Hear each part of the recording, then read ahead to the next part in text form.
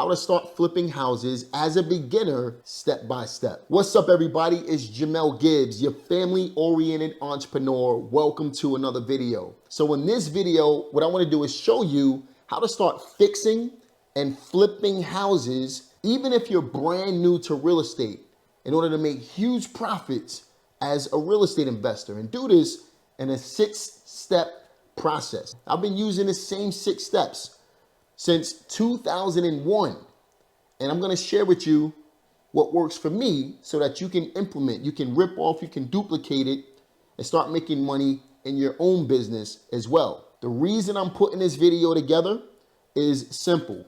Over the last few weeks, if you follow my channel at all, you'll see that I put together a playlist on me purchasing a property, rehabbing a property, and now as of yesterday, we sold the property and we're gonna make over $60,000 on that deal.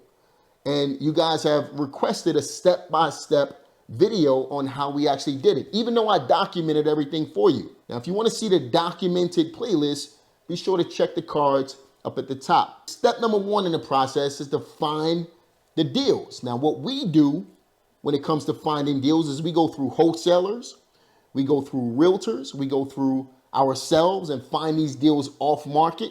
I'll get back to that in just a second. We also go through other means. We find deals through Facebook communities, Facebook groups, and things like that.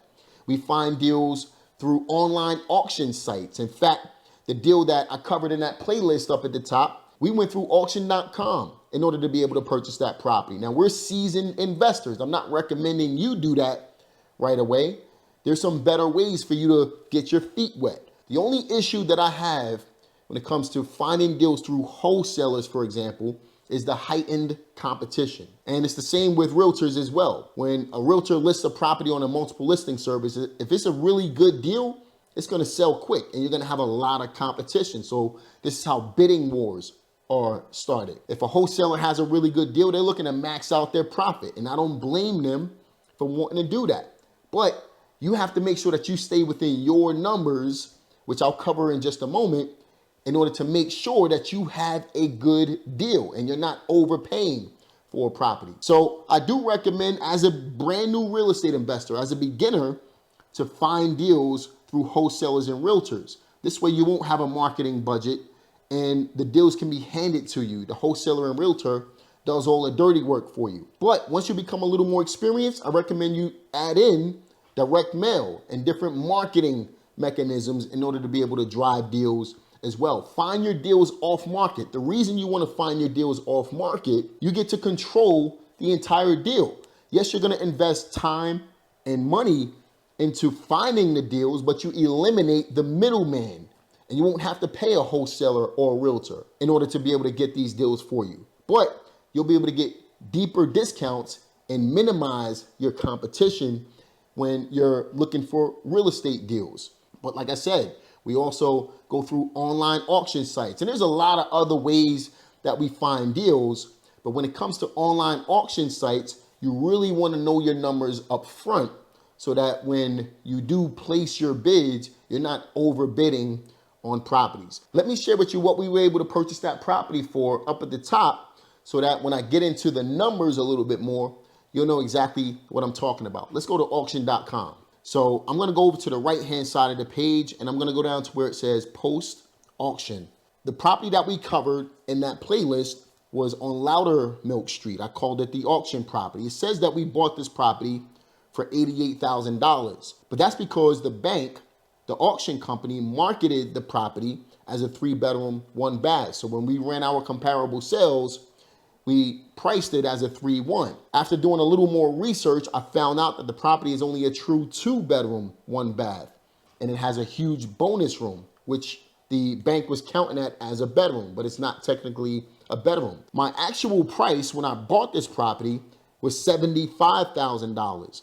I got a $13,000 discount because I found a discrepancy in the way auction.com was marketing this property. So now that you know some of the sources where you can start finding these deals, when you approach these particular sources, what you're looking for are your local bread and butter properties. Now this can be different depending on where you live. For example, I'm here in North Carolina. When I lived in New York or when I lived in Pennsylvania, the bread and butter property was completely different than here in North Carolina. In New York, you're gonna have more multi-unit properties, right? So you're gonna have that 2 to 4 family style home.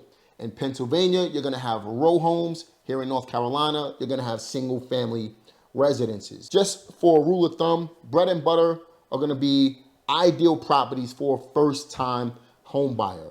So the area that you're looking for properties in will be more so your first-time home buyer style area within a first-time home buyer's price range. Now, when it comes to the amount of work that these properties need, obviously you're looking for the problem properties. You're not looking to pay top dollar for a house. You're looking for issues that you can fix. As real estate investors, I say this all the time, we're problem solvers. Okay, so you want to find the problem, find the distress in the real estate. And when you're doing rehabbing, you're looking for houses that need repair. What I recommend as a beginning real estate investor is you not focus on houses that need to be torn down and rebuilt or houses that need to be completely gutted out. The reason for that is because those types of properties can become money pits. And when you're just getting started, that's an easy way for you to be out of the business relatively quickly. So what I do recommend you do is focus on properties that were built between 1975 and 1995. Now, obviously, that's going to differ depending on where you live. For example, if you live up in the Northeast, you're probably not going to find a lot of properties that were built before 1975. That's because those are older cities. Again, focus on your local market. The idea here is not to do complete gut renovations as a beginner, at least on your first 1 to 3 deals. Okay, if you can get properties that need a moderate amount of work on your first 1 to 3 deals and you build up your capital, then you can start taking a little more risk and start expanding the type of properties that you're focusing on. Recommend you do is focus on your bread and butter properties.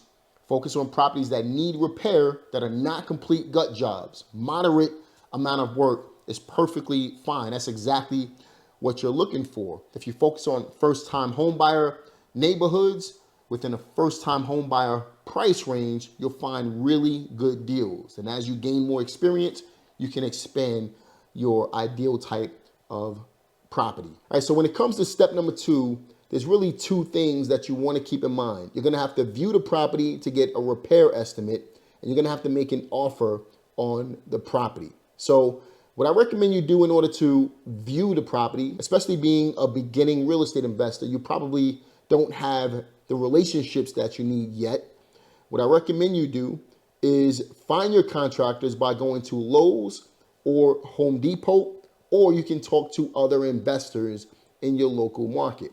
The easiest thing to do for me is to go to Lowe's or Home Depot. Go to the pro desk at Lowe's or Home Depot and ask the person there if they can recommend any contractors that frequently visit their desk.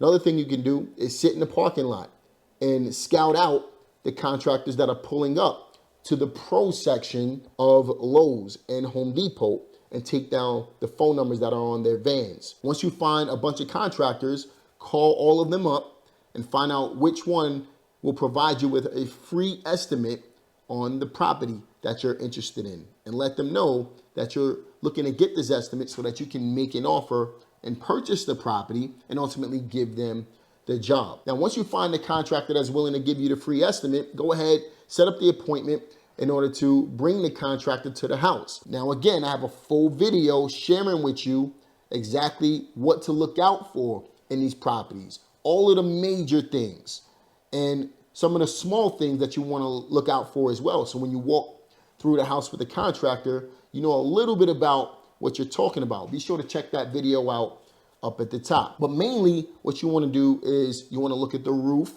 You want to look at the electric. You want to look at the windows. You want to look at the HVAC system. That's the heating and air system. Have a look at the plumbing. You want to look at the hot water heater, how the kitchen looks to you. If you had to rate it, 1 being the worst, 5 being the best, what would you rate the kitchen cabinets?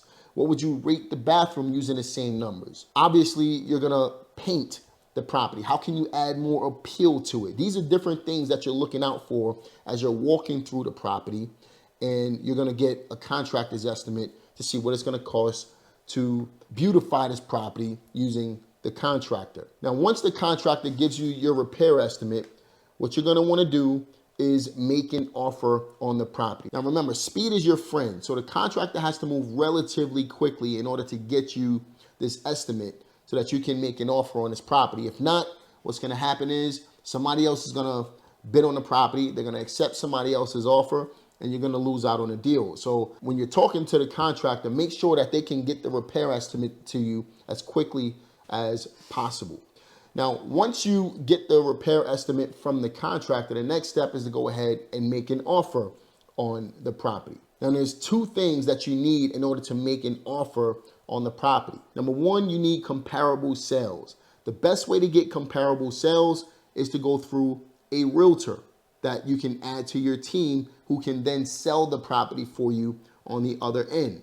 There's a lot of other ways to get comparable sales. In fact, if you use my Investor Deal Pro software, which I'll link in the description box for you, you can get comparable sales through that software as well. But the objective here is to get comparable sales. Now, when you're looking through comparable sales, what you're looking for are properties that sold within the last 3 to 6 months, within a quarter or a half-mile radius, that are like in kind to the property that you're making an offer on. And you want to compare apples to apples. If the property that you're looking at is a colonial style home, you want to find colonial style comparable sales. If there's single family houses, you want to find single family houses. If there's split level homes, you want to find splits, etc., etc. You're comparing apples to apples, not apples to oranges. Once you have the future value of the property, once it's completely fixed up, you know what the comps are in the area, you know what the property can sell for once you put the work into it, then you're going to need your contractor's estimate. Those are the 2 things that you need in order to be able to make a solid offer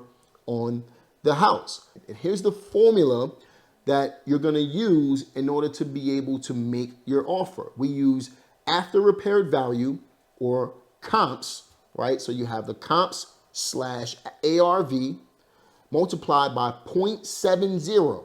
That's 70% of the ARV. And you're going to subtract the contractor's estimate. Make sure that when you get the contractor's estimate, it includes labor and materials and mechanicals and everything that you need to put into the house. This way you're not shortchanging yourself on the offer. ARV times 0.70 minus repairs. And obviously that 0.70 is going to vary from market to market. In some areas, it can go as high as 0.75. In other areas, it might be as little as 0.65. But the nationwide average is 70%. 2 things when it comes to step number 2. Get a contractor's estimate and make an offer. And in order to make an offer, you're going to need comparable sales, and you're going to use that contractor's estimate in order to be able to use the Mayo formula. All right, so step number 3 is to find the funding for the deal. All right, now there's a lot of different ways to do this. You can use your own personal funds if you have access to it. I never use any of my own money. I've been doing this for over 20 years. I don't believe I've ever used any of my own money in order to be able to purchase real estate. Now, I have used my credit cards to purchase deals through auctions and stuff like that, but I always get my money right back out of it. So you can use your own personal funds, you can use private money, or you can use hard money. Most people watching this video right now will be using hard money. True private money takes time to build relationships. And if you're brand new to real estate investing, you may not know enough people with enough capital to be able to borrow private money from them. So the next best thing is to go to a hard money lender.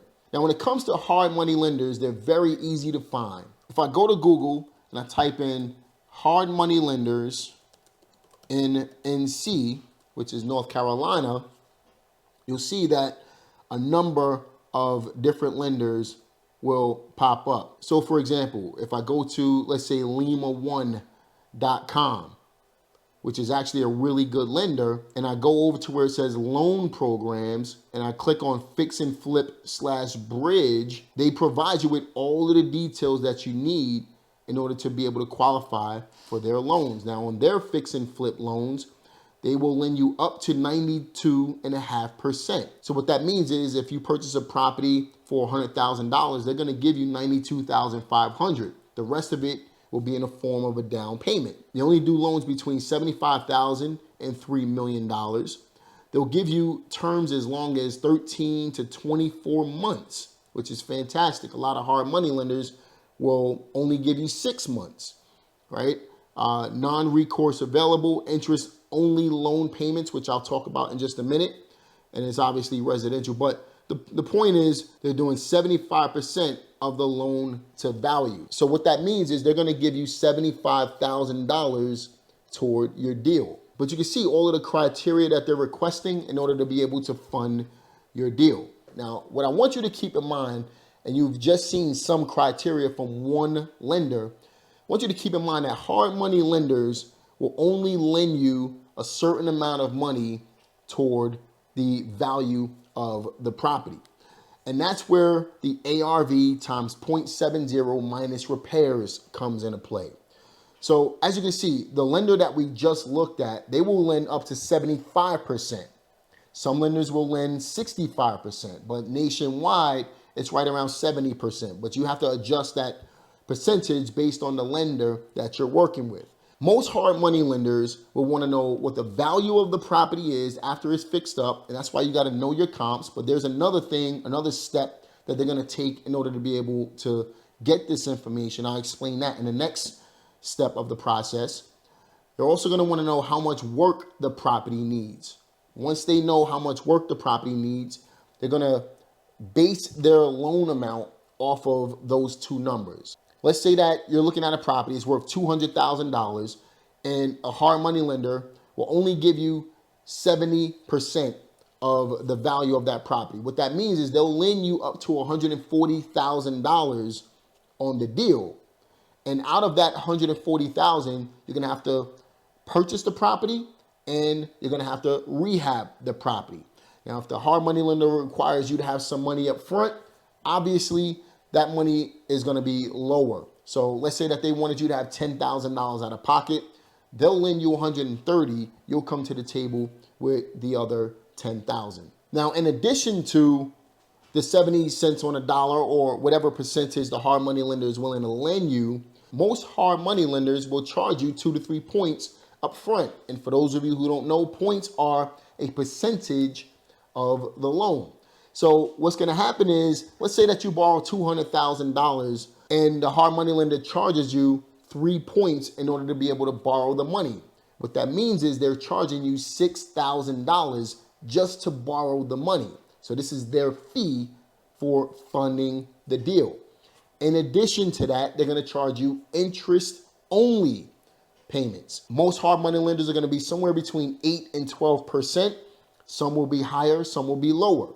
But on average, we pay between 10 and 12% on our deals. Let's use 12% as a nice round number. If a hard money lender lends you $200,000 at 12% interest and they amortize it over, let's say, 12 months, but they would like their money back within 6 months, all that means is you're paying 1% per month. If you take 12% over the course of a year and you take 12 months, they're charging you 1% per month. So in order to factor in your numbers properly and to understand how much you're paying for the money, you're going to take $200,000 multiplied by 1%. So that's $2,000 per month that you're going to be paying on the interest only. You're not paying off any principal. And let's say that they want that money back within 6 months, and it takes you 6 months to be able to return the investment, you're going to pay $12,000 in interest. That's it.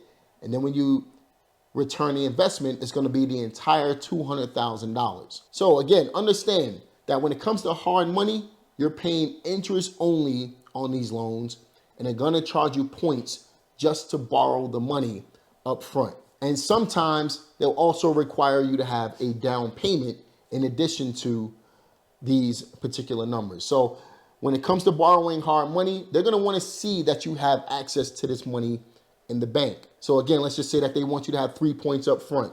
They're going to require you to have at least $6,000 plus closing costs in the bank, in addition to enough money to cover their interest payments for a period of time, as well as money to start the project.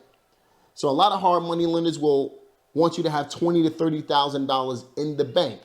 And it doesn't necessarily have to be your money. You can borrow gap funding from somebody that you know, for example, in order to be able to make that happen. Gap funders will fill the void between what you need to bring to the table and what the hard money lender requires. So they act as a business partner in that regard, right? But hard money lenders will want to see that you have access to this money in the bank in order to be able to fund your deal. So that's how you get the deals funded. If you have access to capital, that's obviously going to be your best bet.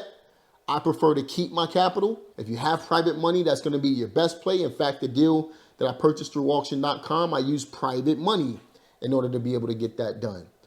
And again, if you're brand new and you don't have access to any of that stuff, you're going to have to use hard money. We don't go to the traditional banks in order to be able to fund these deals. That's not how it's done.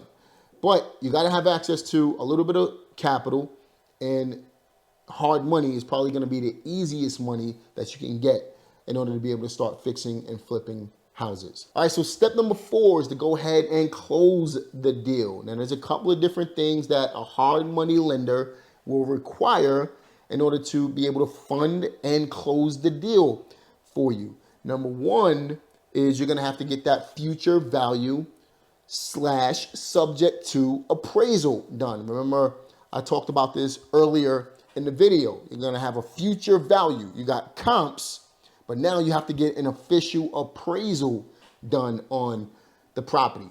So they call this a subject to, I call it future value. The technical term for it is subject to appraisal. And what that basically means is the number that the appraiser provides on that appraisal report is subject to you actually going out and doing the work required in order to force the appreciation, bring the property value up on that particular property. So you're gonna have to get one of those, and that's gonna be an easy $400 out of your pocket, give and take. The next thing, as I've already mentioned, you're gonna have to have that contractor's estimate as well. In addition to that, you're gonna use an attorney or title company based on where you live in order to be able to draw up the paperwork.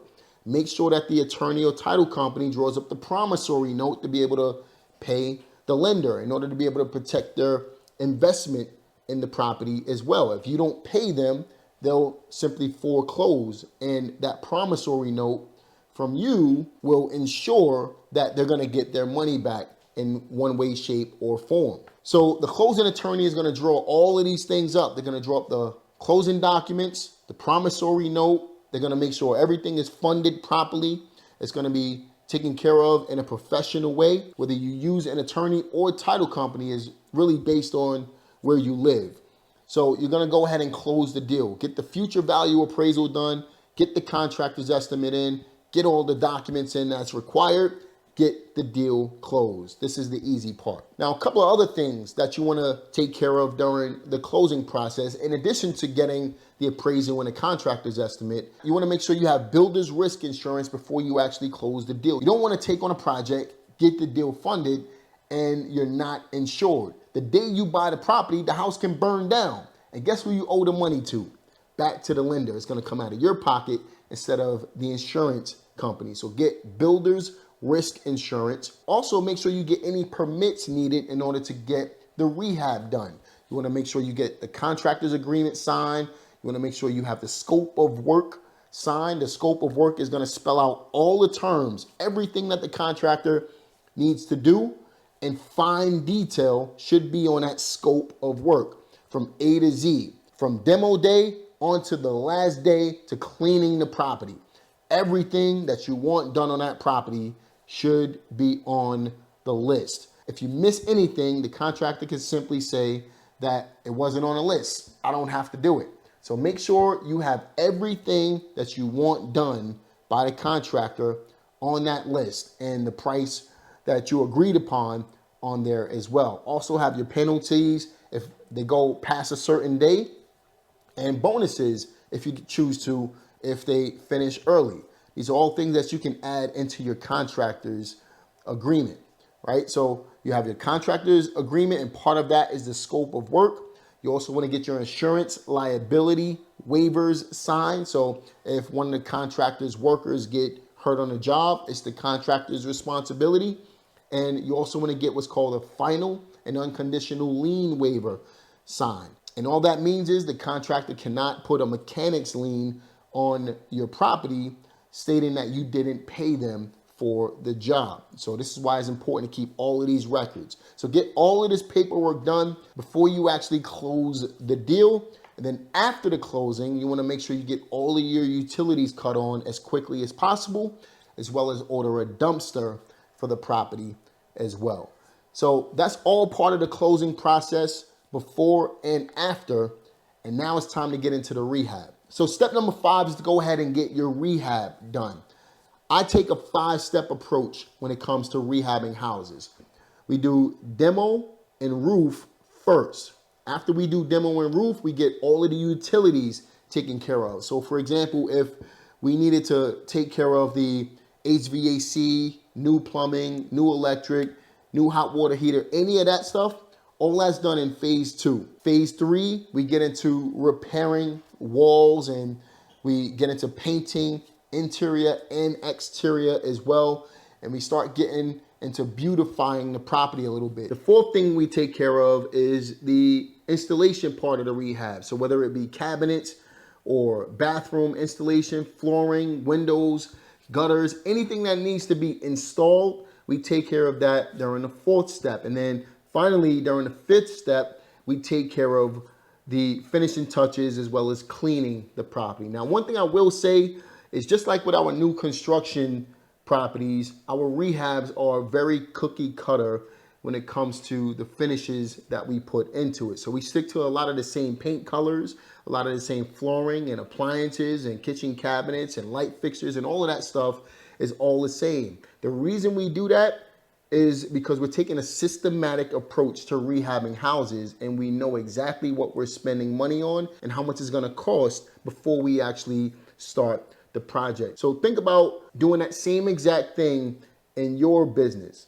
Consider doing that, because it's gonna be a lot easier to rehab houses as you move on. So now that we have the rehab out of the way, the next thing is to exit the property, whether you plan on renting the property or selling the property. So let's just say you decided to rent the property. You can go short-term, mid-term, or long-term on these types of deals. If you go long-term, then obviously you don't have to furnish the property. But short and mid-term, you will have to factor in a furniture budget as well. But for the purposes of this video, let's say you want to keep it simple and you want to fix and flip the property. You want to sell it. There's 2 different ways that you should think about doing it as a beginner. Number 1 is the one that I recommend, and that's going through a realtor. We pay realtors between 4 and 5%. And the reason why you want to go through a realtor is because they'll help you get the property sold. They'll tell you exactly what needs to go into the property, how the property should look. They'll run the comparable sales for you. They'll do all the dirty work in order to get the property sold, including marketing the property, because that's how they're going to get paid. Again, we pay as much as 4 to 5% in order for a realtor to be able to handle that for us. The other way is by going through a flat fee listing broker. This is how you gain the exposure of the MLS without having to pay a realtor fee. Now, obviously, if you're listing the property on the MLS, you're going to pay a realtor's commission, but you're not going to pay as much as if you were to go with an exclusive realtor. So you can pay $100 to $200 to go through a flat fee listing broker, and then offer 2 to 2.5%, maybe upwards of 3% if a buyer's agent sells the property for you. What do I recommend you do as a brand new investor? Work with a realtor exclusively in order to be able to get your properties sold. So those are the 6 steps. You have finding the property, viewing the property and making an offer on it. You have funding the property. you have closing the deal, you have rehabbing, and you have selling the property. And this is how you get to the bag at the end of the day. Now, what I'd like to do is share with you the before and after footage of how this particular property came out. As you can see on this first video, we're walking into the house right now. And as we get to the other side of the door, you can see we're actually looking at the first bedroom. So you can see what the condition was before. And here's the other bedroom next to the bathroom. And here's the bathroom right here. The only thing that we didn't change in that bathroom was the tub. Now here's the dining room area that we're stepping into. You can see there's a back door there and there's a wall there that you're going to see a big difference in the after footage. Here's another door that was in the kitchen and the kitchen cabinets. And we also have the living room space right here. Again, this is all before footage. And here's the after footage, a drastic change. And this is literally a 30-day flip. If you check out the footage, the playlist up at the top, you can check the dates for yourself. We did this all in 30 days. You see where the stove is? That's where that second door was in the kitchen before. We knocked down that wall that I was telling you about. Going into the bathroom now, you can see, again, the only thing that we didn't do in there was the tub, but it looks fantastic. There's the master bedroom, and here's the second bedroom right here. One thing that you want to keep in mind when you're doing these houses is you want to appeal to the masses until you're more experienced. So the way we do our projects is we try to appeal to the masses. We're not going after a niched market. I had someone leave a comment on one of my videos, my before and after video of this particular property, and they said I should have left the wood paneling up because everybody doesn't like the modern look.